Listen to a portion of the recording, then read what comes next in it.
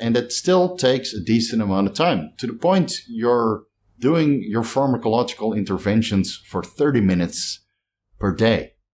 Yeah. Yeah, guys, 30 minutes per day worth of injections at the later stages of bodybuilding.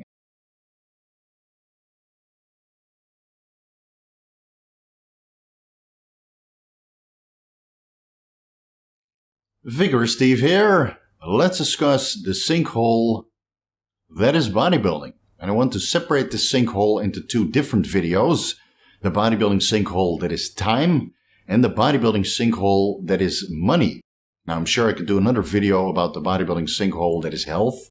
But that's basically what this entire YouTube channel is about bodybuilding and health and risk management. So you can cruise along your bodybuilding journey and follow your bodybuilding aspirations while staying as healthy as possible.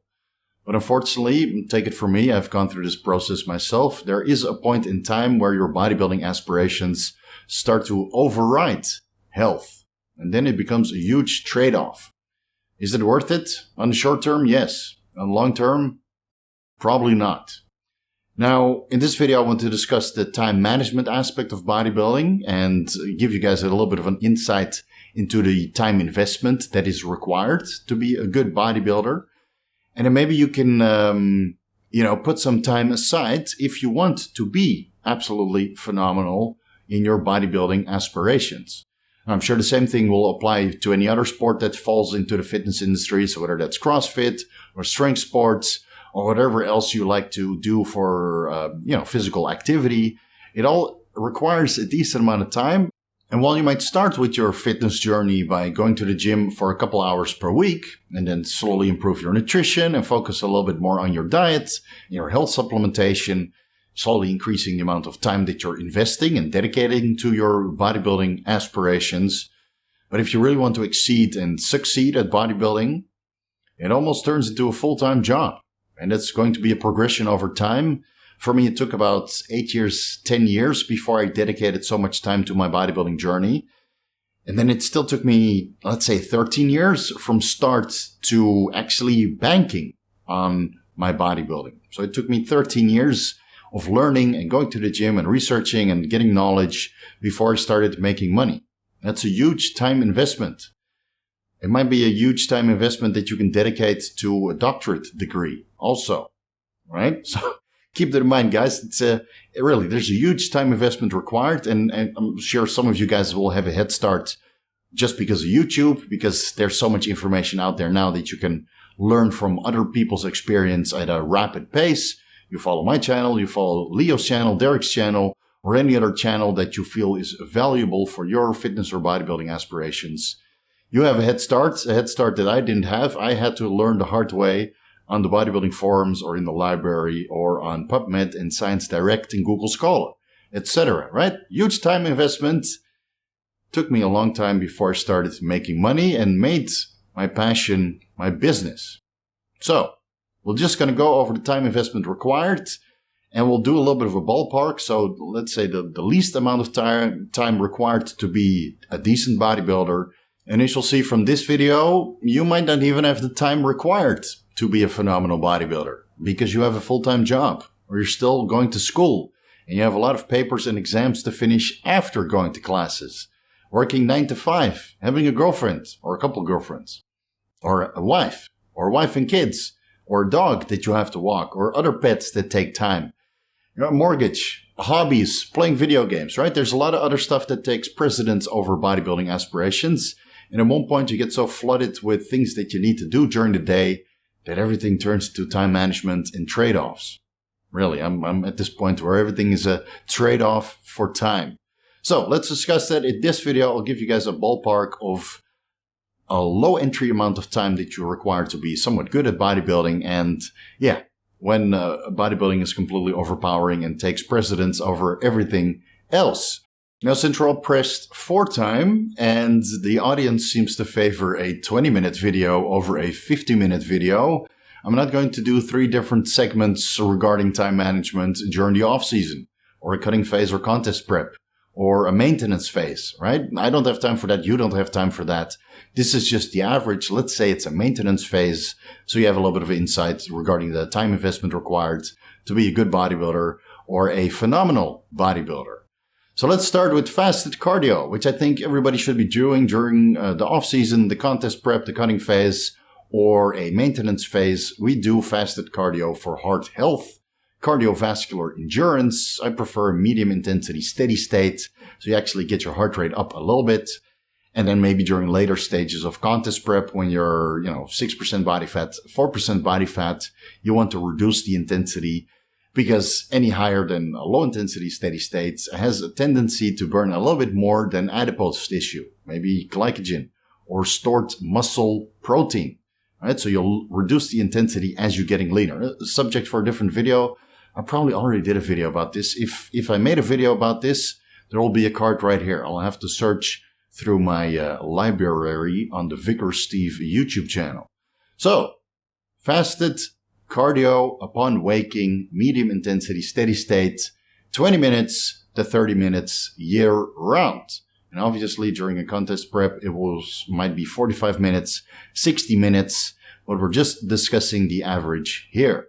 20 minutes to 30 minutes every day, year round. And the fat loss that you get from this fasted cardio and the increase in insulin sensitivity for a couple hours afterwards, that's just a bonus. That's a benefit.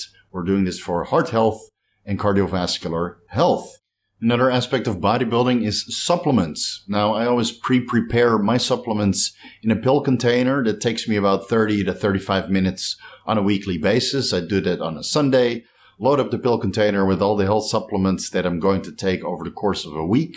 And then sometimes I take a little bit of health supplements at particular times or pre-workouts, etc., at other points in time during the day.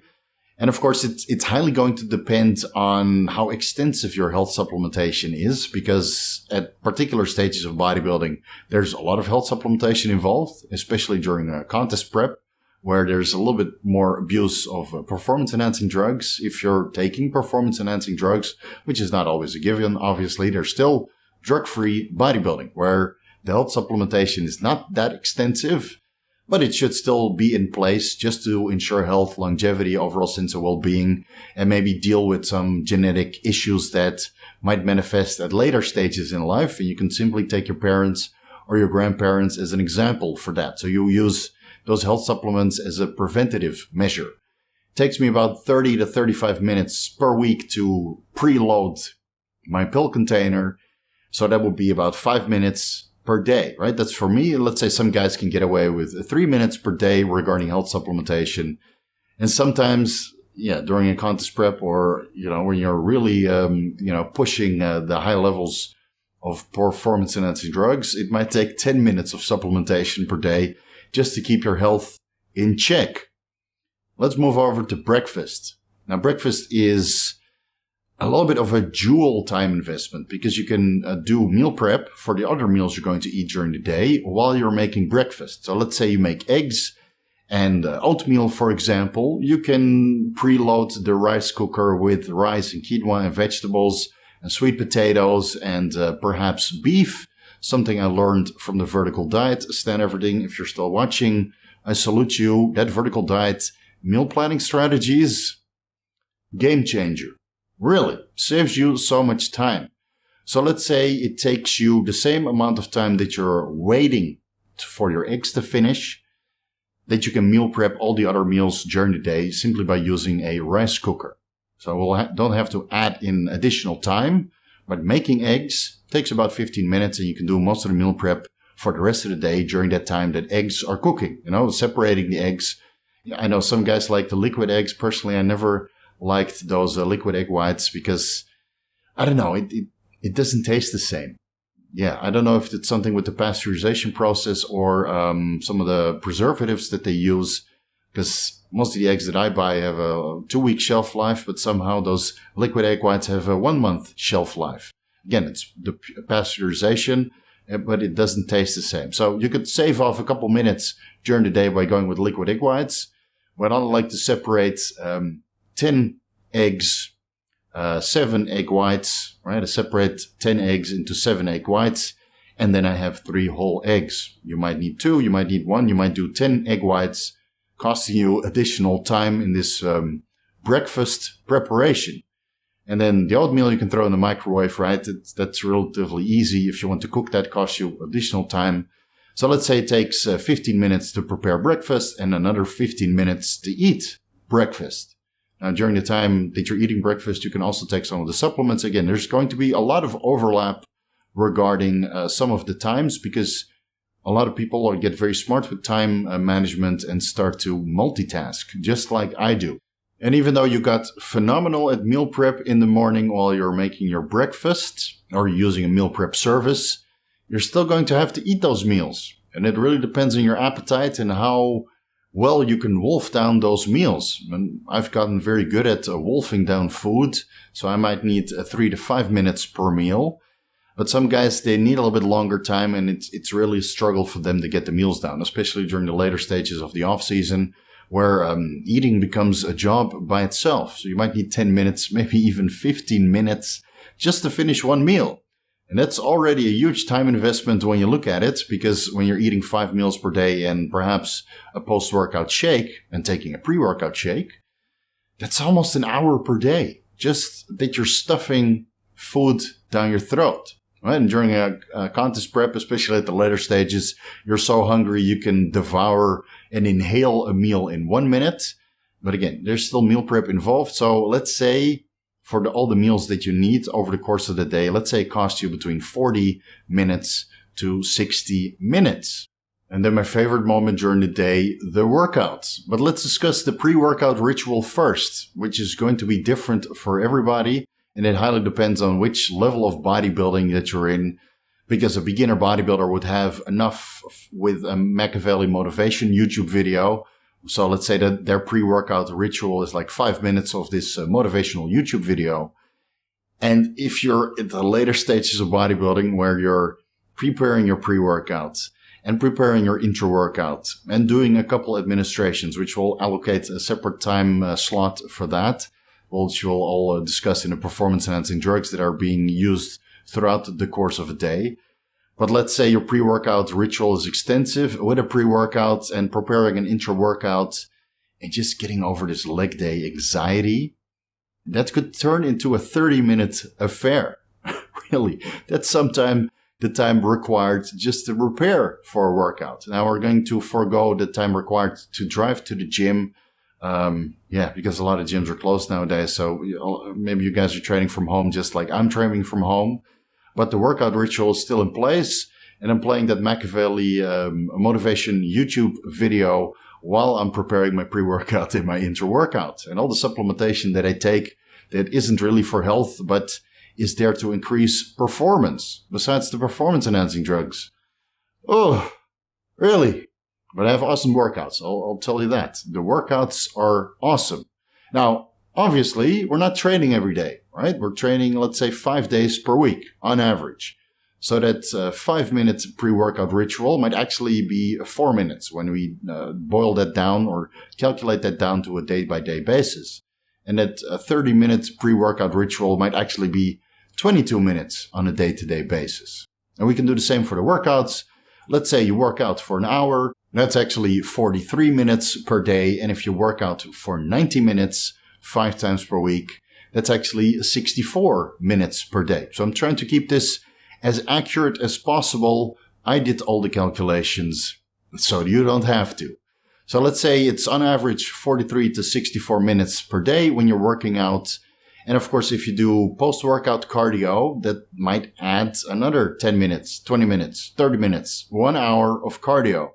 And if you're doing a contest prep, you might also do posing practice, which I didn't calculate into this time management aspect of this video. But yeah, posing practice for a contest, that's an extra hour on a day-to-day basis. So then maybe that's 90 minutes of working out, 60 minutes to 120 minutes of cardio, and another 60 minutes of posing practice. And you wonder why these guys are moody and lethargic all the time. You're basically working with your body for, 4 hours already. 4 hours of physical activity every day. Whew, a lot of time. And then when you finally finish your workout and you've done your post-workout cardio and you finished your post-workout posing practice session and you're drenched in sweat. Now it's time for the post-workout ritual, which mostly involves slamming protein shakes because of that precious anabolic window that only lasts for 2 minutes and approximately 12 and a half seconds. Actually, it's not true, guys. We all know this has all been long debunked. The anabolic window is about 72 hours after your strenuous workouts aimed towards hypertrophy. And as long as you get your meals in and your sleep in, you should be able to recover just fine, especially if you're taking performance-enhancing drugs, which all optimize anabolism, recovery, and perhaps hypertrophy and hyperplasia. Still, a post-workout shake is always desired. I prefer to take my post-workout shake pre-workout because it sits better in my stomach that way than a pre-workout meal.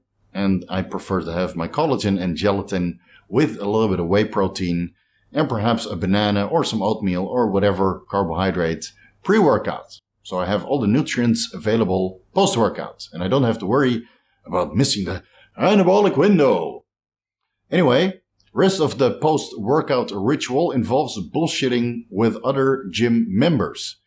Because let's be honest, you came to the gym with a hoodie and a headphone and sunglasses and a mask. And a lot of stuff to cover you up, so most people won't even recognize you.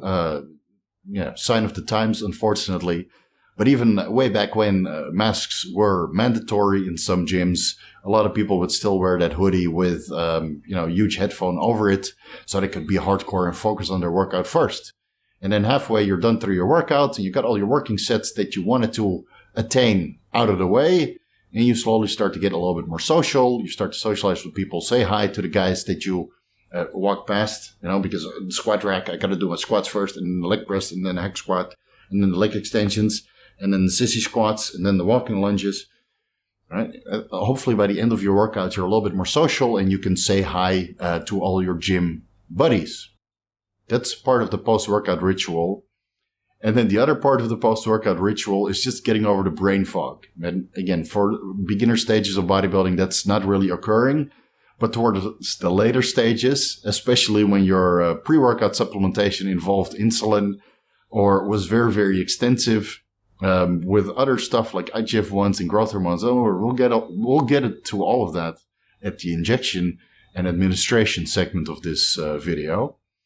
Depending on how extensive your pre-workout, intra-workout, and post-workout ritual is, you'll be dealing with brain fog to the point you can't do anything for like 30 minutes, 60 minutes even. You can't listen to podcasts, you can't research, let alone drive home. You just need to sit there and kind of calm down and relax and build up the courage to get on your motorbike or your car or public transportation and let all the sweat dissipate so you're not sweating profusely in public transportation. Yeah, just to get back home, right? You can listen to some music in the meantime. I would not advise you to listen to a BioBros podcast while you have this tremendous amount of brain fog because you will not be able to absorb anything. So there's a little bit of a down period post-workout as well. Injections, the time management you have all been waiting for. It highly depends on your level. And of course, if you're drug-free, there's no injections. Everything falls into the health supplementation category, which we discussed previously. But if you're like mildly enhanced, let's say hormone replacement therapy, you can boil that time investment down to 1 minute because you only need 2 administrations per week. And taking a little bit of aromacin with your hormone replacement or perhaps a little bit of proviron. What's that? 5 minutes per week. So let's say maybe 10 minutes per week that you're administering performance enhancing drugs. So that's 1 minute per day. Not really a lot of time investment. But at the later stages of bodybuilding, the advanced stages where the bodybuilder has to look absolutely phenomenal, you're injecting anabolic androgenic steroids every day. You're injecting growth hormone multiple times per day. You might be injecting insulin once, twice, 3 times per day. You might be injecting IGF-1 on workout days and at later stages even upon waking. You might be taking a glucagon-like peptide 1 receptor agonist once a day, once per week. You might be injecting other peptides. You might be injecting injectable carnitine or glutathione or vitamin B12. The amount of injections might turn into a 30-minute ordeal on a day-to-day basis. Even reconstitution of particular peptides takes time. And while I always recommend everybody to take pharmaceutical-grade growth hormone or pharmaceutical-grade IGF-1 or pharmaceutical-grade glucagon-like peptide 1 receptor agonists, some of the peptides that we use in bodybuilding, the TB500, the BPC157, or the generic GH, or man, there's so many peptides to choose from, right? They all need to be reconstituted, and it still takes a decent amount of time, to the point you're doing your pharmacological interventions for 30 minutes per day. Yeah, guys, 30 minutes per day worth of injections at the later stages of bodybuilding. I have a couple clients that are so developed, they're spending 40 minutes on a day-to-day basis on injections, right? And that's a trade-off between bodybuilding aspirations and health. I'm keeping them as healthy as possible, but still, micro-injections of Humalog because Lantus is not available, or they don't want Lantus active during the night for particular reasons I'm not going to discuss in this video. There's a lot of injections involved at later stages in bodybuilding, and it might take 30 to 40 minutes on a day-to-day basis. And that leads me to this very important aspect of bodybuilding time management, and that's research. Everybody should set aside at least 60 minutes of their day to do research when it comes to bodybuilding. And whether that's the diet and the nutritional part of it, the macronutrients and the micronutrients, the health supplementation, the training, how to perform particular exercises and how to perform particular training strategies, and the drugs that are involved. You should be doing research even at entry-level bodybuilding, or I'm not really sure if I want to be a bodybuilder in the future bodybuilding, or a decent bodybuilder or a good bodybuilder. Set at least 60 minutes aside of research. Research by yourself, not researching while listening to YouTube videos. Because a YouTube video will never tell you the full story in particular situations. It will give you an overview.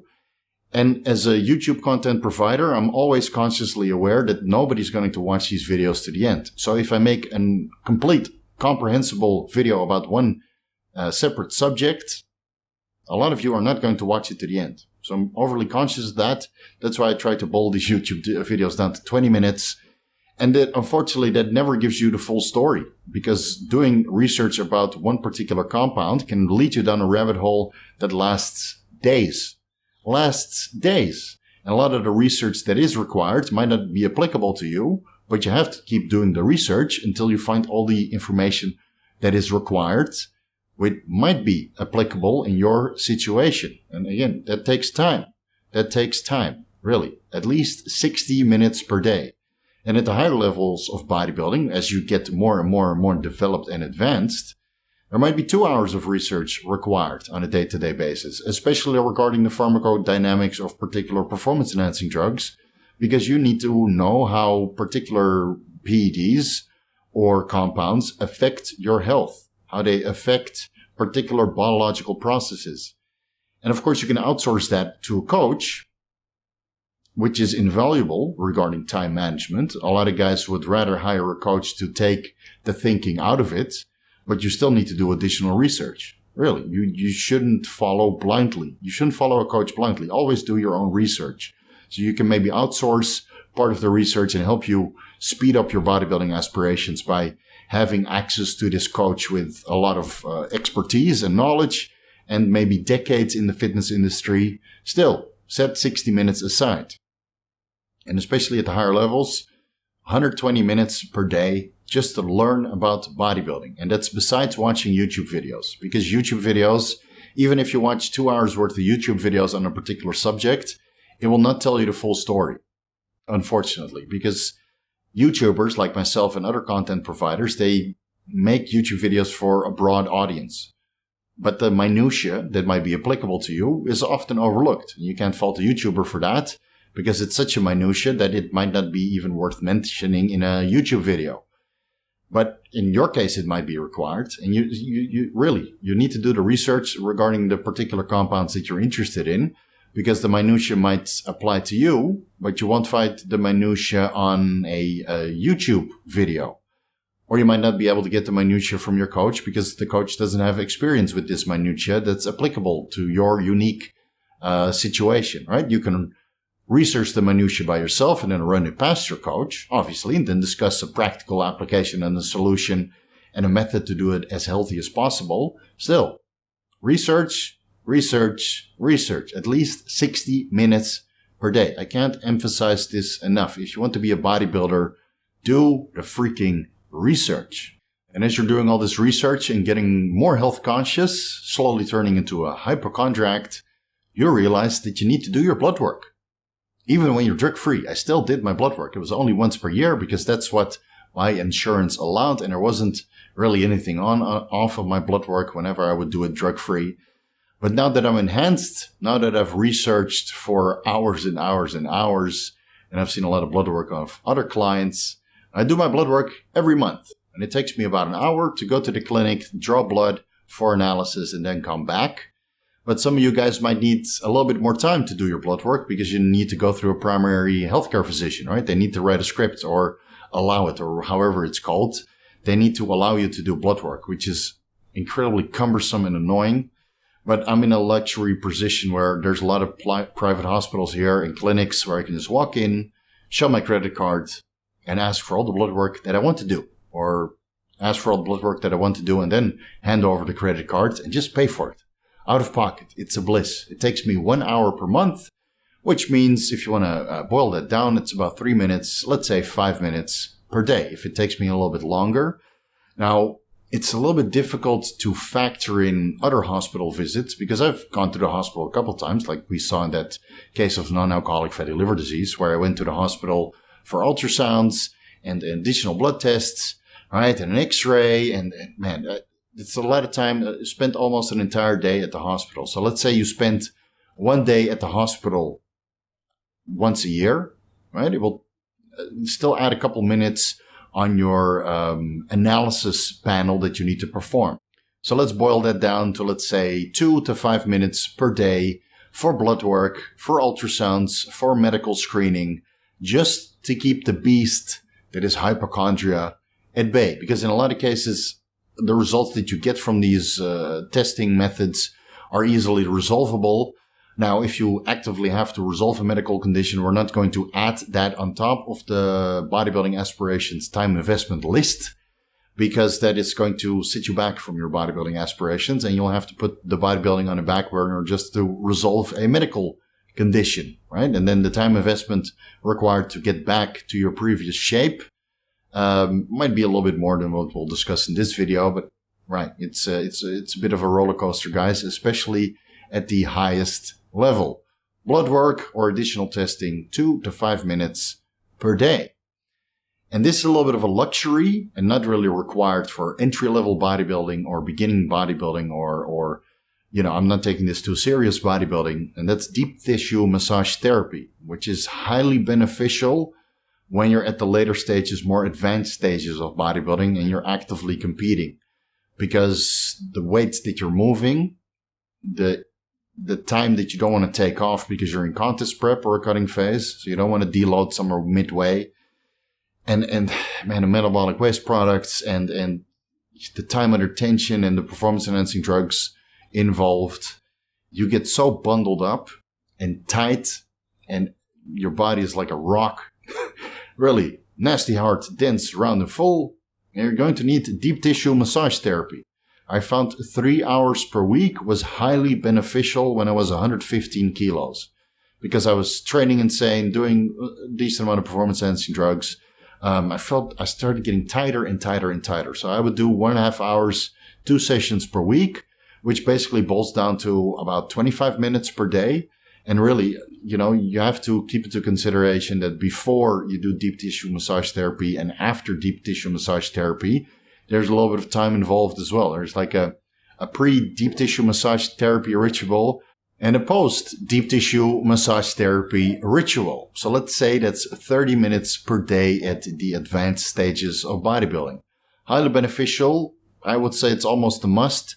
Because, again, the weights that we're moving and the performance-enhancing drugs and the metabolic waste products and the food volume, you get tighter and tighter and tighter. And if you don't resolve it actively on a week-by-week basis, injury might manifest or you might not be able to bring up particular weaker body parts due to impaired blood flow or weird range of motions, right? Or you get like this, tight feeling in your traps.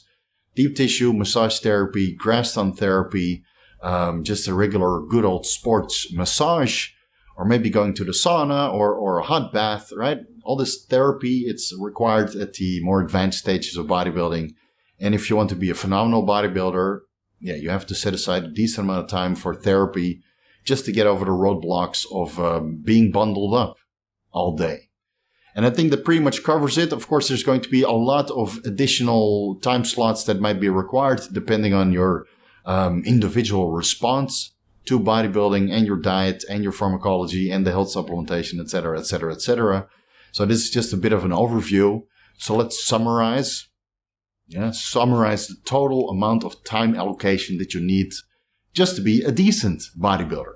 In my opinion, from what I've seen with most of my clients, you're going to need 197 minutes per day. 197 minutes, almost 200 minutes, which is 3 hours and 17 minutes on a day-to-day basis if you want to be a good bodybuilder. Now, you could probably do it a little bit less if you don't do the fasted cardio, if you use a meal prep service, if you don't train that long, right? If you can somehow muster up a 45-minute workout, you don't do so many injections, you're done doing your research, which I really don't recommend. You should always be doing your research. Guys, do your freaking research about any aspect of bodybuilding, the diet, the nutrients, the training, the supplementation, and perhaps the performance-enhancing drugs if you're enhanced. Right? You could always shave off a little bit of time here and there, but from what I see with my clients that are highly dedicated towards their bodybuilding aspirations but are still at the entry levels, 3 hours and 15 minutes per day. And when it comes to advanced bodybuilding, the overpowering, I'm doing everything I can to be the best bodybuilder I can possibly be, 425 minutes per day. That's almost 7 hours and 5 minutes, guys. So that's almost a full-time job, especially considering that bodybuilding doesn't stop on Saturday and Sunday. You are always a bodybuilder. You are always investing all this time to be absolutely phenomenal, the best bodybuilder you can be. 7 hours, 5 minutes, day by day, year in, year out, almost decades before you really look like a phenomenal bodybuilder. In some cases, in my case, it took almost 20 years before I felt that I actually looked like a bodybuilder. But I was still investing a decent amount of time, the cooking and the injecting and the research and the training and the cardio, etc., etc., etc. I was all putting it in place to be the best possible shape I could be with average genetics, I would say. So is it worth it? In my case, yes, highly beneficial, highly worth it. But was I spending 7 hours per day on my bodybuilding aspirations? No, absolutely not. Because I do have a job and I do have a relationship and other stuff that I'd like to do, including playing video games. But I only play Zelda, so I haven't played a video game in over 3 years. Maybe this year a new Zelda will come out and I will allocate a little bit of bodybuilding time to playing video games time to keep that overall time burden on the other aspects of my life nicely balanced. So let's say I was spending 4 hours per day, even when I was at my absolutely bodybuilding the most hardcore, right? Dieting and then taking reasonably high dosages to offset the caloric restriction and going to the gym maybe twice per day and doing cardio and posing practice. And man, forget about tanning and hair loss or hair removal. There's so much extra, pedicures, manicures, all that stuff. Right? There's a lot of extra stuff that goes into just looking the part, which are often not discussed. Like, I think we should add hair management to this. Like, it takes me an hour per week just to clip all the body hair off, which is also part of bodybuilding. And then going to the hairdresser because you're taking growth hormone and your hair starts growing out within a week. And you need to go to the hairdresser again another week later. I overlooked a lot of stuff, but yeah, good bodybuilding, if you want to be good, it's a substantial amount of time that's required. Even the pedicures and the haircuts, because you're on growth hormone and everything starts to grow a little bit faster than usual. So I'll leave you guys with that. You can make a decision based on how much time you want to allocate towards your bodybuilding journey. In the beginning, it's a huge sinkhole. Really, it takes a long time before this bodybuilding sinkhole that is time starts to pay off, whether that's physically or financially, because nobody turns into a bodybuilder over a year. Even with pharmacology, it will still take you a couple of years, maybe even a decade, before you really develop and progress your physique to the point that it's impressive and weaker body parts are not really apparent anymore, or you can overlook weaker body parts because everything else is so developed and your skin texture is nice and your body fat is uniform and you look healthy, right? You look the part, you look like a bodybuilder. It's going to take you years. It's a huge amount of time investment because individual response highly determines how awesome you're going to look. And some people can get away with an hour or two per day, and other people have to dedicate 7 hours per day just to look the same as the guy with a little bit better genetic response. It is what it is, guys. Thank you guys so much for watching. If you're looking for the most comprehensive guides to bodybuilding pharmacology, you can find the ebooks on my website, vigoroussteve.com/shop. If you're looking for personalized advice, consultations are always available. You can find the rates in the consultations section. Follow me on Instagram at VigorousSteve. Vigorous crew, you guys know what to do. Front double bicep for you guys. I have no idea how much of a time investment these cannons were. Actually, they're not really cannons anymore, but they used to be. Cannons. Maybe I should allocate a little bit more time to bring these biceps back up to, let's say, 90% of my previous best. Let's see. Time will tell. Either way, thank you guys so much for watching. See you guys in the next video.